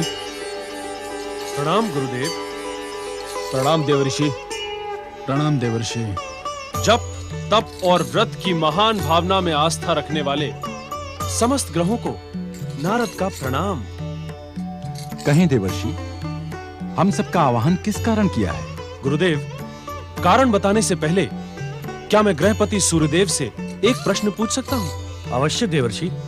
हे गृहपति सूर्यदेव, उस दिन वैकुंठ के महासम्मेलन में आपने जप तप व्रत करने और त्रिदेव त्रिदेवियों की आराधना करने वालों को निश्चित फल प्रदान करने का जो आश्वासन दिया था, क्या वो मात्र आश्वासन था? ऐसा आरोप क्यों देवर्षि? नारायण नारायण। संसार को प्रकाशित करने वाले सूर्यदेव, आप विध्वंसक ग्रहों की विनाशक कुकृतियों से अपरिचित तो नहीं होंगे? क्या इस समय आप सबका परम भगवत भक्त उत्तानपाद की सहायता के लिए संगठित प्रयास उचित नहीं है? नारद, हम सब उत्तानपाद के भविष्य को लेकर चिंतित हैं, किंतु जगदीश्वर भगवान श्री विष्णु स्वयं ही उसकी भगवत भक्ति की कठोर परीक्षा लेने के इच्छुक हैं। क्षमा गुरुदेव, श्री भगवान यदि स्वयं अपने भक्त की कठोर परीक्षा लेने के इच्छुक हैं, तो हम सब विष्णु भक्तों का क्या यह कर्तव्य नहीं है कि हम सब उत्तानपाद जैसे परम भगवत भक्त की सहायता करें? उत्तम, अति उत्तम। गृहपति सूर्यदेव, हर भक्त की सहायता हमारा निर्धारित कर्तव्य है, परंतु स्मरण रहे कि सहायता भगवान विष्णु की लीला और परीक्षा के अनुकूल हो। नारायण नारायण। गुरुदेव, इस समय उत्तानपाद को परीक्षा से अधिक विध्वंसक ग्रहों का विध्वंस पीड़ित कर रहा है। हम सबका कर्तव्य है कि हम सब भगवत भक्त उत्तानपाद की विध्वंसक शक्तियों से रक्षा करें। गृहपति सूर्यदेव, हम देव ऋषि नारद की बात से पूर्ण सहमत हैं। हमें उत्तानपाद की विध्वंसक शक्तियों से रक्षा कर वैकुंठ के महासम्मेलन में दिए आपके आश्वासन को पूर्ण करना होगा। चंद्रदेव, आपका प्रस्ताव नीति सम्मत है। हम समय आने पर उत्तानपाद की शनि, शुक्र और राहु जैसे विध्वंसक ग्रहों से अवश्य रक्षा करेंगे। नारायण नारायण। गृहपति सूर्यदेव, उत्तानपाद के जीवन में वो समय आ गया है। अब उसे आप सबकी सहायता की आवश्यकता है। विष्णु लीला से इस समय मनुपुत्र उत्तानपाद अपनी द्वितीय नवविवाहित पत्नी सुरुचि के साथ आनंदित है। इस समय हमारा प्रतीक्षा करना ही उचित रहेगा, किंतु समय आने पर हम समस्त ग्रह उत्तानपाद और उसकी पत्नी सुरुचि की सहायता अवश्य करेंगे।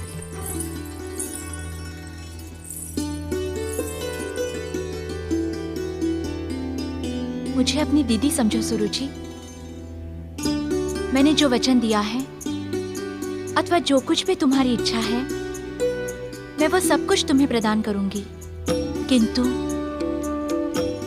किंतु तुम मेरी इच्छा का सम्मान करते हुए केवल मेरे स्वामी को प्रसन्न रखो। वे अब तुम्हारे स्वामी नहीं रहे, मेरे स्वामी हो गए हैं। इसी कारण मेरे और उनके मध्य आने का दुस्साहस न करो। मैं तुम्हारे हंसने और प्रसन्न रहने के नाटक से भलीभांति परिचित हूँ। तुम युवराज की माता बनने के अयोग्य सिद्ध हो गई हो। इसी कारण अपना महारानी पद सुरक्षित रखने के लिए तुमने अपने पति का दूसरा विवाह मुझसे करा दिया। स्पष्ट सुन लो, तुमने मुझ पर कोई उपकार नहीं किया। अब कृपा करके यहीं खड़ी न रहो, मुझे अकेला छोड़ दो।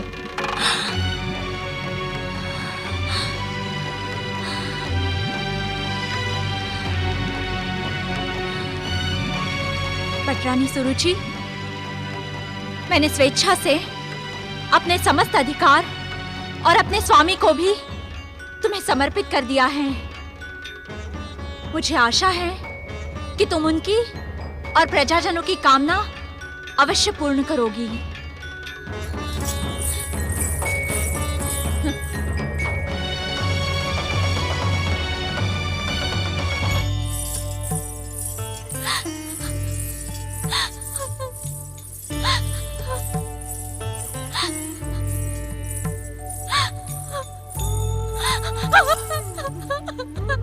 बिटिया रानी, बिटिया रानी। सुखिया माई, तुम यहाँ? मैं तुम्हारी ताई माँ हूँ। बचपन में तुम मेरी ही गोद में खेल कूद कर इतनी बड़ी हुई हो। इतना सब कुछ हो गया और तुमने मुझे बुलाया तक नहीं।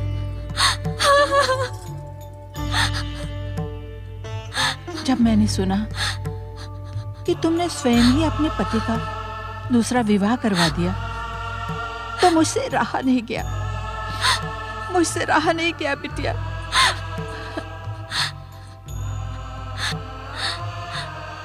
मैंने तो सोचा भी नहीं था सुखिया माई कि मुझे अपनी सोच से इस प्रकार अपमानित होना पड़ेगा। मैं क्या करूं सुखिया माई, मैं क्या करूं? मेरी तो कुछ समझ में नहीं आ रहा। बिटिया रानी, तुमने स्वयं विपताओं को निमंत्रण दिया है। स्त्री के संसार में सौत का आना सदा दुख और विपताओं का कारण बनता है। तुमने ऐसा क्यों किया बिटिया? महारानी बिटिया, क्या महाराज स्वयं दूसरे विवाह के इच्छुक थे? नहीं नहीं, वे तो इस विवाह के विरुद्ध थे। उन्होंने बार बार इस दूसरे विवाह के लिए मुझे मना किया, परंतु मैंने ही। मैं समझ गई बिटिया, जो कुछ हो गया उसमें परिवर्तन नहीं हो सकता। तो मैं क्या करूं माई? अपनी स्वयं बनाई हुई परिस्थितियों के अनुसार अपने आप को परिवर्तित करो बिटिया। सुखिया माई, सुरुचि मेरी भावना को क्यों नहीं समझती? कंपिला देश के लिए मेरे त्याग को क्यों नहीं देखती वो? मैंने तो कभी उसका अनिष्ट नहीं सोचा। उसने जो कहा मैंने वही किया, किंतु वो सदा मेरा अपमान करती है। क्यों सुखिया माई, क्यों? वो तुम्हारी सौत है। एक सौत दूसरी सौत को कदापि स्वीकार नहीं करेगी। तुम भला करोगी तो वो संदेह करेगी। वो सोचेगी ये भला तुम अपने स्वामी को रिझाने के लिए कर रही हो। सुखिया माई, मैंने स्वयं अपने सौभाग्य पर दुर्भाग्य का काला टीका लगा दिया। अब मैं किसको दोष दूं? किसको दोष दूं मैं?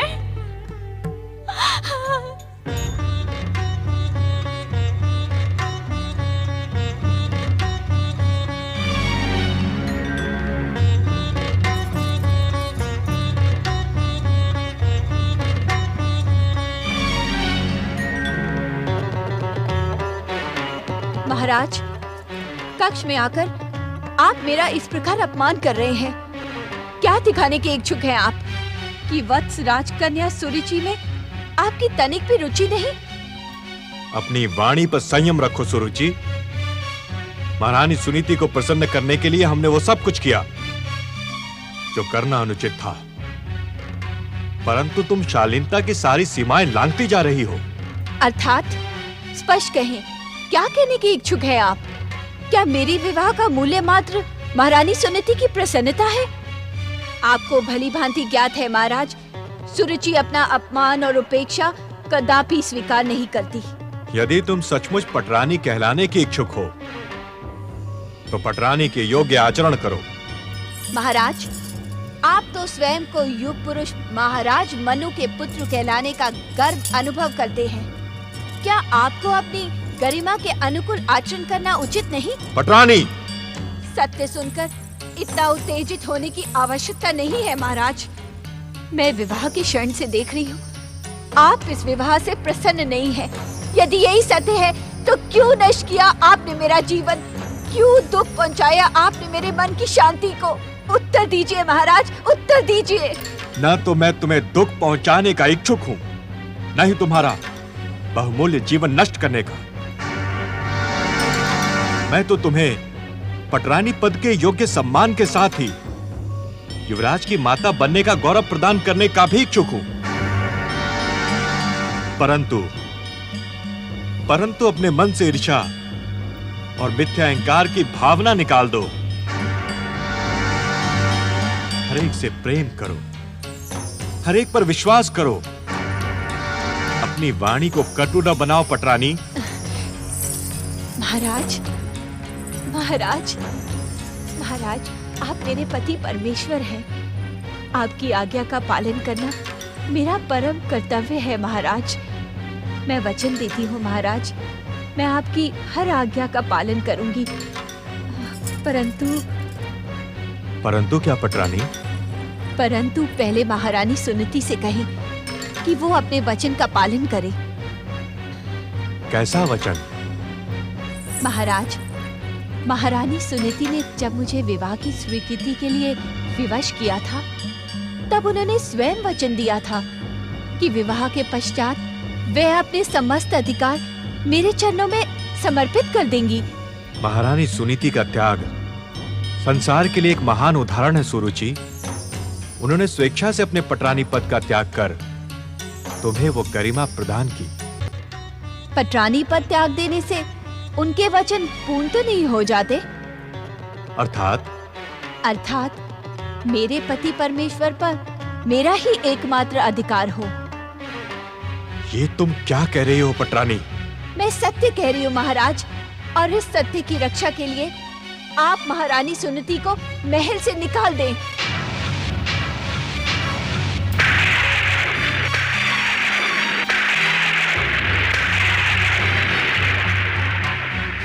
यह असंभव है। तुम्हारे आ जाने से सुनीति के अधिकार कम नहीं हो जाते। तनिक उसकी उदारता और महानता पर विचार करो। तुम क्यों बार बार उसे अपमानित करने पर तुली हुई हो? यदि आप उसे महल से निकालने के इच्छुक नहीं तो मुझे निकाल दे। मैं ऐसी सौत के साथ एक पल भी जीवित नहीं रह सकती जो मेरे पटरानी पद को ठेस पहुंचाए। यदि वे यहाँ रही तो आप उसके प्रति पक्षपात करते हुए मुझे अपमानित, उपेक्षित और पीड़ित करेंगे, और ये मुझे कदापि स्वीकार नहीं। निर्णय करें महाराज, इसी क्षण निर्णय करें। यह संभव है पटरानी, मैं ऐसा क्रूर निर्णय कदापि नहीं ले सकता। आपको निर्णय लेना होगा महाराज।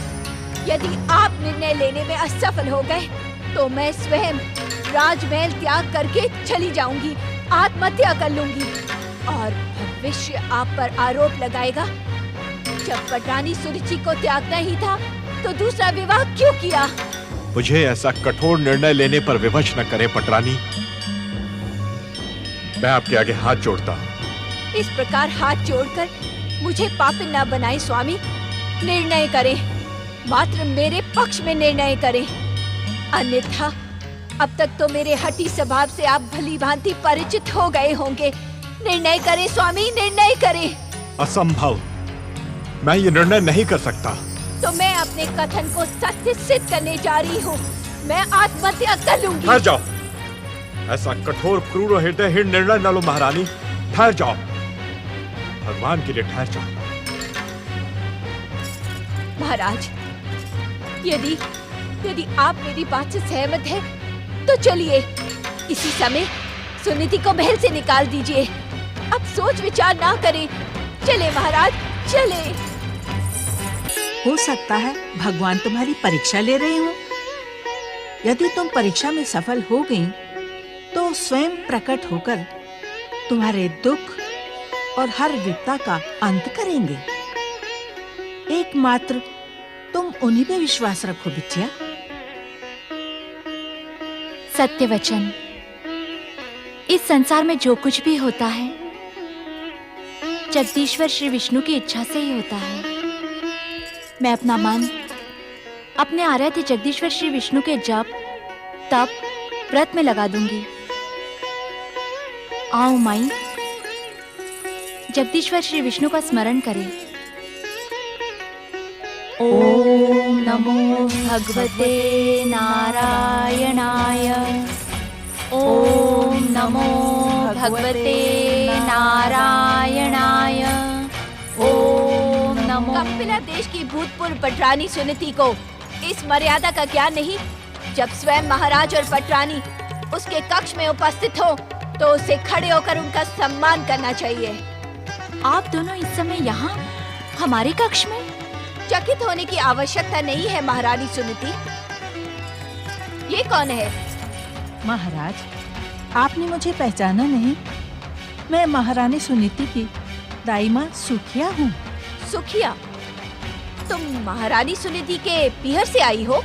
हाँ पटरानी। अच्छे समय पर आई हो। यूँ तो मैं दास दासियों से बात करना अपना अपमान समझती हूँ, किंतु इस समय तुम्हें देखकर मुझे प्रसन्नता हुई है। क्या तुम महारानी सुनीति को अपने साथ ले जाने आई हो?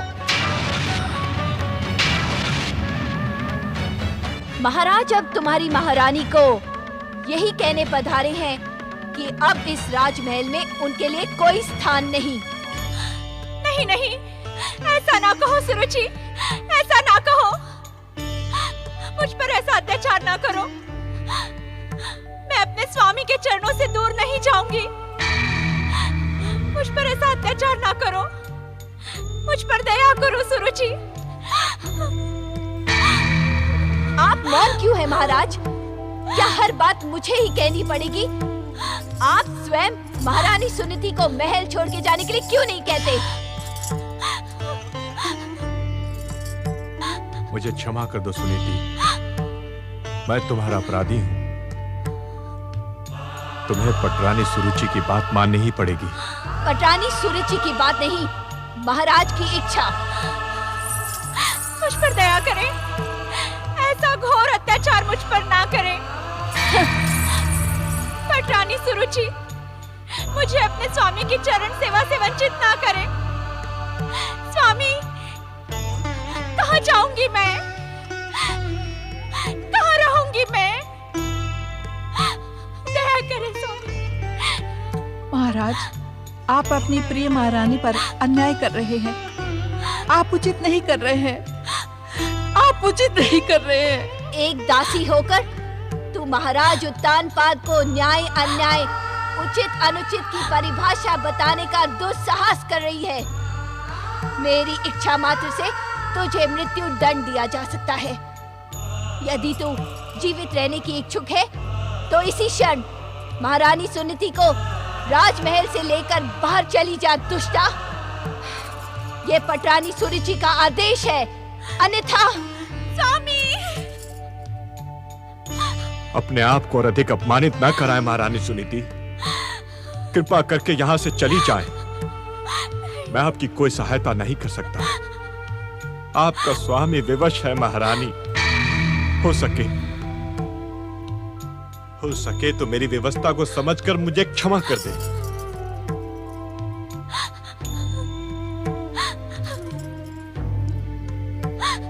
चलो बिटिया, उठो।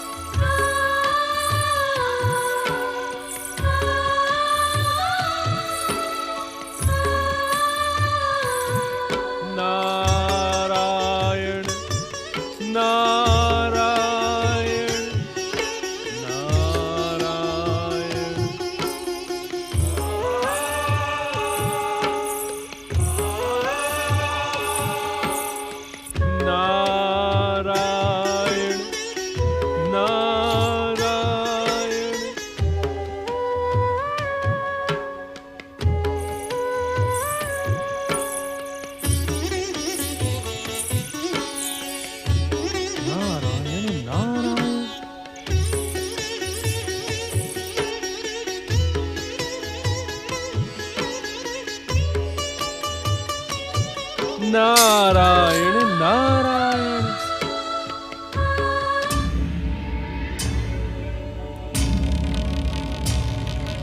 क्या देख रहे हैं नारद? क्या देख रहे हैं? शनिदेव की इच्छा मात्र से एक परम विष्णु भक्त की ऐसी दुर्दशा देख सदा प्रसन्नचित रहने वाले नारद के मुख पर दुख उपशोम देखकर अति आनंद हो रहा है, अति आनंद। देख लिया नारद के संसार की विध्वंसक, विनाशक, भयानक और मारक को दृष्टि के स्वामी शनिदेव की इच्छा का परिणाम किस प्रकार उत्तानपाद की पत्नी सुनीति दर दर की ठोकरें खा रही है, देख लिया।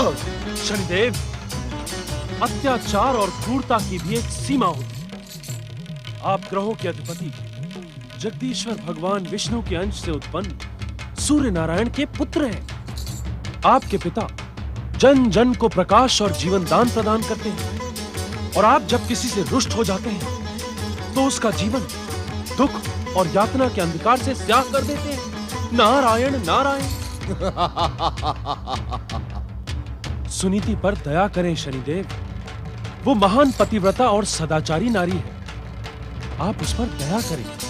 नारद, तो आप अपने आराध्य जगत पालक जगदीश्वर भगवान विष्णु से क्यों नहीं कहते कि वे अपने भक्तों को हमारी भयानक अहंकार युक्त कुदृष्टि के प्रहारों से बचाएं, हैं? नारायण नारायण। नारद, अंत तो तभी होगा जब हम अंत की इच्छा करेंगे। अभी तो तुम्हारे जगदीश्वर के विरुद्ध प्रतिशोध और शत्रुता का भयानक युद्ध प्रारंभ हुआ है। और जिस दिन तक इस संसार में एक भी विष्णु भक्त शेष है, उस दिन तक यह युद्ध इसी प्रकार चलता रहेगा नारद। ये तो तुम्हें भली भांति ज्ञात है कि शनिदेव की प्रतिशोध और प्रतिरोध की भावना कभी नहीं थमती। नारायण नारायण, किंतु शनिदेव। नारद, तुम्हें भली भांति ज्ञात है कि ये किंतु परंतु जैसे दिशाहीन शब्द शनिदेव को प्रिय नहीं। शनिदेव रूपी धधकती हुई ज्वाला के सन्मुख अपने शब्दों का प्रयोग सावधानी से करो नारद। नारायण नारायण, अपनी धधकती हुई ज्वाला से आप अपने दुराचार को भस्म क्यों नहीं कर देते शनिदेव? क्या कहा तुमने? यही कि संसार की विध्वंसक, विनाशक, भयानक और मारक शक्तियों के स्वामी होकर भी शनिदेव इन क्षुद्र प्राणियों को कष्ट क्यों पहुंचाते हैं? नारद, मैं तुम्हारे स्वभाव से भली भांति परिचित हूँ। तुम हर बात में अपना अर्थ जोड़कर इधर से उधर लगाने में प्रसिद्ध हो। सुनने के इच्छुक हो कि हम इन शूद्र प्राणियों को कष्ट क्यों पहुंचाते हैं? अवश्य शनिदेव, अवश्य। नारायण नारायण। नारद, तुम्हारी स्मरण शक्ति क्षीण हो गई है, क्षीण। क्या तुम्हें स्मरण नहीं कि वैकुंठ के महासम्मेलन में हमने कहा था कि त्रिदेवों और त्रिदेवियों से निराश होकर जो व्यक्ति हमारी पूजा, आराधना, जप, तप, व्रत करेगा, हम उसे इच्छुक फल अवश्य प्रदान करेंगे। हम उसे अपना शरणागत मानकर उसके समस्त कष्ट समाप्त कर देंगे। जाकर कह देना अपने विष्णु भक्तिन सुनीति से कि वो विष्णु भक्ति छोड़कर हमारे शरण में आ जाए, भाग्य विधाता शनिदेव के शरण में। आपके शरणागत भैया और साढ़े साथी की दिन प्रतिदिन होने वाली दुर्दशा से मैं भली भांति परिचित हूँ शनिदेव। क्या कहा तुमने? क्या कहा तुमने नारद? शनिदेव, मैं तो आपकी विध्वंसक शक्तियों की प्रशंसा कर रहा था। नारद, तुम तो कहते थे कि संसार के नियंता जगदीश्वर श्री विष्णु हैं और हम उन्हीं के इच्छा से प्राणियों को दंड देते हैं। हाँ? तो क्या सुनीति को भी दंड हम उस छलिया विष्णु के इच्छा से दे रहे हैं? शनिदेव, सत्य तो यही है। नारद, हम शनिदेव हैं। हम अपने इच्छा से प्राणियों को उनके कर्मों का दंड देते हैं। हर प्राणी को जीवन में एक बार हमारी महादशा से निकलना ही पड़ता है। इसी कारण हम इस संसार के भाग्य विधाता हैं। भाग्य विधाता शनिदेव। विष्णु भक्त उत्तानपाद के परिवार की दुर्दशा देखकर तुम्हें विश्वास हो ही गया होगा, और यदि ना हुआ हो तो जाकर कह देना अपने विष्णु से कि वो अपने भक्तों की भक्ति की रक्षा कर ले। मैं शनिदेव हूँ, शनिदेव।